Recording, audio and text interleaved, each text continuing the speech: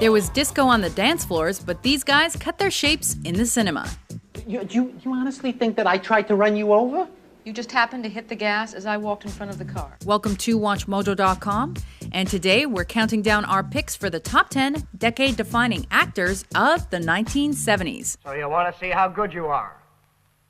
Then you must be tired of living. For our series on the top 10 decade-defining male actors per period, we've made our choices based on a combination of their commercial success, their box office scores, their productivity, their awards, and how they helped set the tone and raise the standard in Hollywood for the era. Well, I'm sorry, I can't. I've got to see a picture exactly from the start to the finish, because I'm anal. Number 10, Woody Allen. How do I fit in? After signing a deal with United Artists at the beginning of the decade, Woody Allen went on to write, direct, and star in a number of projects. That's great. Yeah, that's terrific. One such early movie was everything you always wanted to know about sex but were afraid to ask. What's black and white, black and white, black and white, and black and white? A nun falling down the stairs. A risque tone within which Allen would revel. This was followed by Sleeper, a parody of science fiction movies. That's exactly what that was. However, Manhattan and Annie Hall were his most popular films. Both were set in New York, both set rom-com standards, and both made Woody a household name. You're like New York Jewish left-wing liberal intellectual, Central Park West, Brandeis University with the socialist summer camps, and the father with the Ben Shahn drawings, right? And the really, strike-oriented kind of... stop me before I make a complete imbecile of myself. This is nuts. Number 9, Richard Dreyfuss. Sharp. That's very sharp. This guy's first role on film was actually a one-line cameo in The Graduate in 1967. Shall I get the cops? What? I'll get the cops. Hey, wait a minute. Between then and the mid-70s, he worked the stage and some television parts. Don't wait for me. But it was alongside Steven Spielberg that he became a big-name star in 1975 with Jaws, and then 2 years later with Close Encounters of the Third Kind. Something a little strange with Dad. Ironically, though, his portrayal of a struggling actor is what earned him the most praise. He won an Oscar for his role in The Goodbye Girl. Unmannered dog, stand thou when I command. Advance thy halberd higher than my breast, or by St. Paul I'll strike thee to my foot. My career is over, I am making a horseth asseth of myself. Your new home. Number 8, Jon Voight. Get along, little doggies. Cast in Midnight Cowboy in 1969, Jon Voight found fame at the end of one decade and enjoyed it throughout the next. I'm just very happy to be here. He got in with the wrong crowd in Deliverance. This is ridiculous. And became known for macho roles by playing a boxer twice, most notably in The Champ. That I should show him what I got? That I should step in that ring and show him what I got? But those roles fell either side of his most critically acclaimed work. Where? A portrayal of an embittered paraplegic Vietnam veteran. His part in Coming Home had us all going to the cinema. I spend 95% of my time at the hospital thinking about making love with you. Number 7, Robert Redford. That's for sure. A future recipient of the Academy's Lifetime Achievement Award, Redford found fame in '69 with Butch Cassidy and the Sundance Kid. Keep going, teacher lady. Next, he appeared opposite Barbra Streisand in The Way We Were and scored his biggest box office hit with The Sting.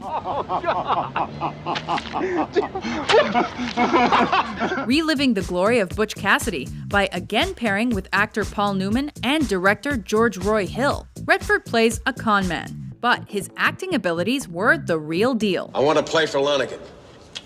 You know anything about the guy? Yeah, he croaked Luther. Anything else I gotta know? They carried over to 1976, when he indulged his political side by trying to solve the Watergate scandal in All the President's Men. Stuck. The story is stalled on us. And you thought I'd help? I wouldn't quote you even as an anonymous source. I mean, you'd be on deep background.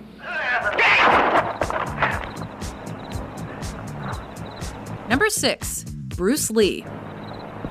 A career cut tragically short, Bruce Lee achieved a lot in a short life. Don't con me. During the 60s, the martial arts expert worked mainly in fight choreography and struggled to find success as an actor. The suggestion being that his ethnicity was preventing a US breakthrough. I know. Don't worry about it. In Hong Kong, he was a hit though, making movies such as The Big Boss and Fist of Fury. Now you listen to me. I'll only say once. We are not sick men. Making a complete 180, Warner Brothers signed him up for Enter the Dragon, the biggest commercial success of his life, and one he wouldn't live to see released. You have offended my family, and you have offended the Shaolin Temple. Number 5, Gene Hackman. Have you ever been to Poughkeepsie? Hey, man, come on, give me a break. I don't know what you're talking about, man. Let me hear you say it. Come on. Have you ever been to Poughkeepsie? You've been to Poughkeepsie, haven't you? Hackman proved to be one of Hollywood's most versatile performers in the 70s, gaining praise for a variety of roles. Hell, I had to look it up on the map to find out where I was going. His highest acclaim came for a performance as NYC detective Popeye Doyle in The French Connection, which proved his credentials as a leading man. Hold it!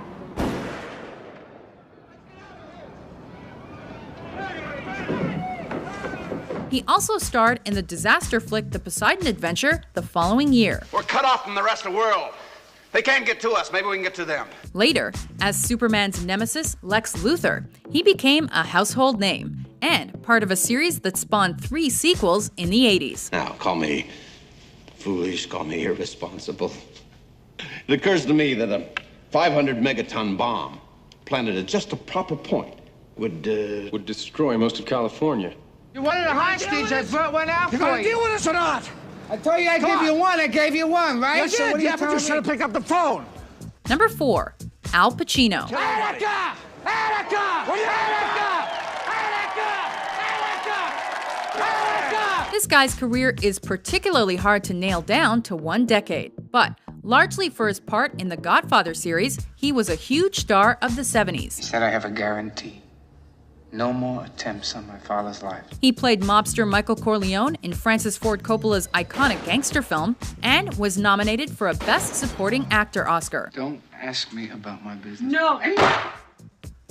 He boycotted the ceremony, though, believing his role to be lead actor material. That's crap, and you know it. Ironically, he went on to be nominated for the desired award 4 times during the decade, including 1 nomination for The Godfather Part 2. In my home! In my bedroom where my wife sleeps! Where my children come and play with their toys. Well, you can tell by the way I use my walk. I'm a woman's man. No time to talk. Number 3, John Travolta. Away from the movie theater, 70s music was also rapidly evolving. Disco was rife, and its representative on the big screen was a young John Travolta. I work on my hair a long time, and you hit it. He hits my hair. Most notably, he played Tony Manero in Saturday Night Fever, and his white suit and slick black hair are an iconic image and an Oscar-nominated role. What? The following year, he swapped the suit for a tight black t-shirt, and as Danny Zuko in Grease, he assumed the role of one of the most memorable characters in film history. I did meet this one chick. She was sort of cool. He was the one that we wanted.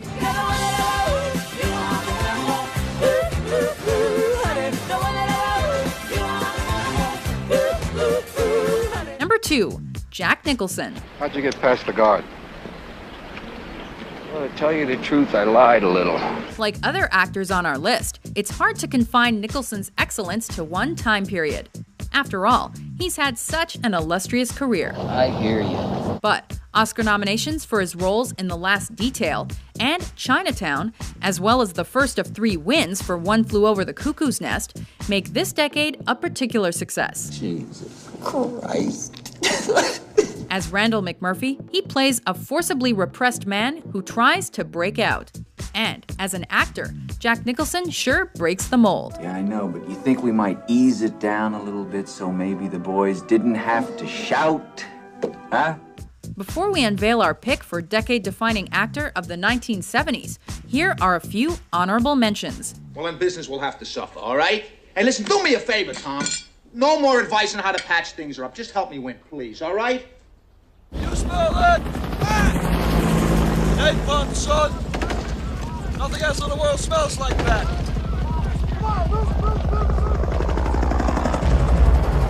I love the smell of napalm in the morning. I want you to get up now. I want all of you to get up out of your chairs. I want you to get up right now and go to the window, open it, and stick your head out and yell, "I'm as mad as hell, and I'm not gonna take this anymore!" We're getting up a football game against the Guards. Wondered if maybe you and some of your buddies here would like to join in on the fun. With the Guards? Uh-huh. Hello, animals. Hey, Al. What'd you get tonight, Ollie? An assist on the last goal. Off Cavallari? None of your business. Number 1. Robert De Niro. Ah sì, ma io è solo, ne oggi siamo tre.